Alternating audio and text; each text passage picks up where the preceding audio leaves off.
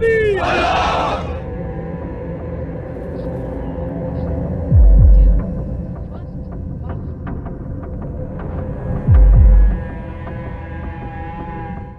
থেকে 10 বছর 7 মাস আগে নরেন্দ্র মোদী যখন প্রথমবার ভারতের প্রধানমন্ত্রী হন, তখন প্রতিবেশী সবগুলো দেশের সরকার বা রাষ্ট্রপ্রধানের দিল্লিতে আমন্ত্রণ জানিয়ে বিরাট একটা চমক দিয়েছিলেন তিনি।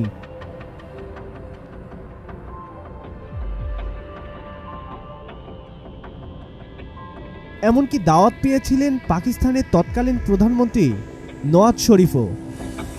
মোদী সরকার সেই প্রথম দিন থেকেই বলে এসেছে তাদের পররাষ্ট্রনীতিতে সবচেয়ে বেশি গুরুত্ব পাবে প্রতিবেশীরা। এই নীতির নাম দেওয়া হয় নেইবারহুড ফার্স্ট বা প্রতিবেশীরা সবার আগে। দিল্লিতে সরকারের মন্ত্রী বা নীতি নির্ধারকরা গত এক দশকে বারবার বলে এসেছে নরেন্দ্র মোদীর পররাষ্ট্রনীতির মূল ভিত্তি এটাই। তবে বাংলাদেশের ব্যাপারে আরও গুরুত্ব দিয়ে মোদী সরকার কয়েকবার বলেছেন তার নেইবারহুড ফার্স্ট নীতির মধ্যেও নীতি আছে, আর সেটা হলো বাংলাদেশ ফার্স্ট। কিন্তু শেখ হাসিনার সরকারের পতনের পর থেকে দুদেশের সম্পর্কের বেশ টানাপোড়েন চলছে, যা আর গোপন নেই। শেখ হাসিনাকে আশ্রয় দেওয়ায় বাংলাদেশে যেমন ভারত বিদ্বেষ বেড়েছে, তেমনি ভারতেও। পুরো ভারত জুড়ে তাদের অনেকগুলো মিডিয়া বাংলাদেশ নিয়ে মিথ্যা তথ্য প্রচার করেছে। সব মিলিয়ে দুদেশের বন্ধুত্বপূর্ণ সম্পর্ক এখন অনেকটাই তিক্ত। অন্যদিকে দক্ষিণ এশিয়ার ঘরের কাছের পড়শি দেশ পাকিস্তান তো চিরশত্রু। এছাড়া নেপাল, মালদ্বীপ ও শ্রীলঙ্কার সঙ্গেও দিল্লির সম্পর্ক নষ্ট হয়েছে অনেক আগেই। দক্ষিণ এশিয়ায় ভারতের প্রভাব কমেছে, ধীরে ধীরে ভারতের প্রভাব বলয় থেকে বেরিয়ে আসতে শুরু করেছে দেশগুলো।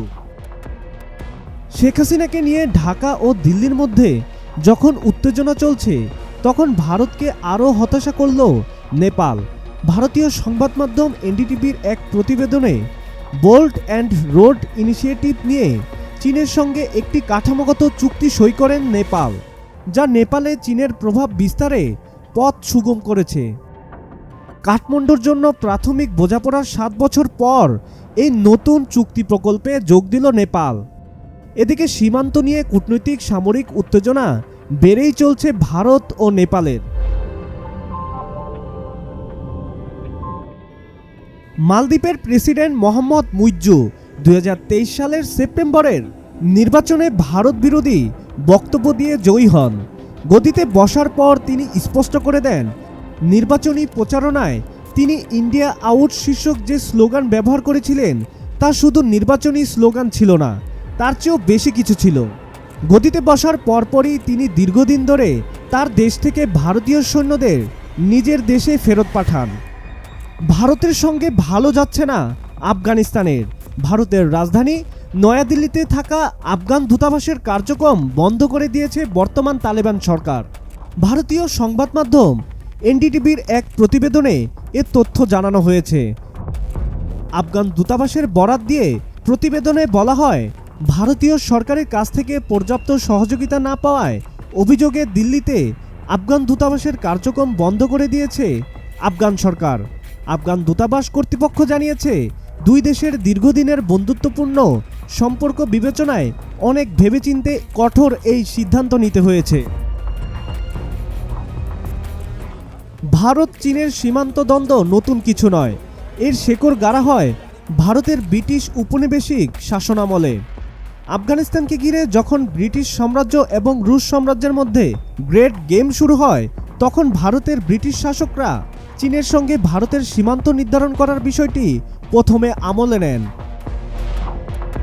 1962 সালের প্রথম চীনের সঙ্গে ভারতের যুদ্ধের মাধ্যমে দ্বন্দ্ব শুরু হয়। সীমানা নিয়ে বিরোধ থেকে শুরু করে এই যুদ্ধের সূত্রপাত হয়। যুদ্ধে চীনের কাছে ভারত পরাজিত হয়। এখনও দ্বন্দ্ব চলমান রয়েছে, সীমানা নিয়ে বিরোধও চলছে। চীন ও ভারতের মধ্যে বিতর্কিত সীমান্ত 3টি এলাকায় বিভক্ত হয়েছে। এই সীমান্তের সংঘাত সংঘর্ষ এড়াতে একাধিকবার চুক্তি ও সমঝোতা করেছে দুই দেশ। তবে দুই পক্ষই অবশ্য বেশিরভাগ সময় শান্ত থাকে। কিন্তু নিয়মিত সীমা লঙ্ঘন ও অনুপ্রবেশের জন্য একে অপরকে দোষারোপ করে আসছে। ভারত ও পাকিস্তানের বর্তমান সম্পর্ক বেশি ভালো যাচ্ছে না। উরি হামলা এবং পরবর্তী সময়ে ভারতের সার্জিক্যাল স্ট্রাইক ঘিরে দুই দেশের সম্পর্ক বেশ খারাপ। মোদী সরকারের সময়েই ভারত পাকিস্তানের মধ্যে সম্পর্কের অবনতি হয়েছে। আগের সরকারের আমলে এতটা খারাপ পরিস্থিতি ছিল না, এমনটাই জানিয়েছেন প্রাক্তন পাক ক্রিকেটার শহীদ আফ্রিদি। দেশে দেশে ভারতীয় পণ্য বর্জনের দাবি জোরালো হচ্ছে দিনের পর দিন। Europe, America, Singapore, Hong Kong, Bangladesh, Pakistan, মালদ্বীপের পর এবার এই কাতারের নাম লেখালো শ্রীলঙ্কাও। শ্রীলঙ্কার তরুণরা সামাজিক যোগাযোগ মাধ্যমে ভারতীয় পণ্য বর্জনের ডাক দিয়েছে। এ নিয়ে তোলপাড় সৃষ্টি হয় দেশটিতে। সম্প্রতি দেশটির কর্তৃপক্ষ ভারতের সাথে সম্পৃক্ত একটি কোম্পানিকে বিমানবন্দরের ভিসা প্রসেসিংয়ের দায়িত্ব হস্তান্তর করলে এই আন্দোলনের গতি পায়। শ্রীলঙ্কার গণমাধ্যম গার্ডিয়ানের এক প্রতিবেদনে এ সকল তথ্য উঠে আসে। ভারত ও ভুটানের বিশেষ সম্পর্ক প্রায় 70 বছরের পুরনো, কিন্তু সেই সম্পর্কে চীনের ছায়া পড়েছে বলে সম্প্রতি ভারতেই অনেক পর্যবেক্ষক ও বিশ্লেষক মনে করছেন। চীনের সঙ্গে ভুটানের কোনো কূটনৈতিক সংযোগ না থাকলেও ইদানিং বেইজিং এর কর্তৃপক্ষ যে নানাভাবে থিম্পুর সঙ্গে সম্পর্ক গড়তে চাইছে সেই ইঙ্গিতও স্পষ্ট। পরিশেষে এখন নেইবারহুড ফার্স্টের সেই বক্তব্য এক দশক পরে এসে দেখা যায় তার বিপরীত কার্যক্রম চলছে প্রতিবেশী দেশগুলোর সঙ্গে। সাব্বির হাসান, মাছরাঙ্গা টেলিভিশন।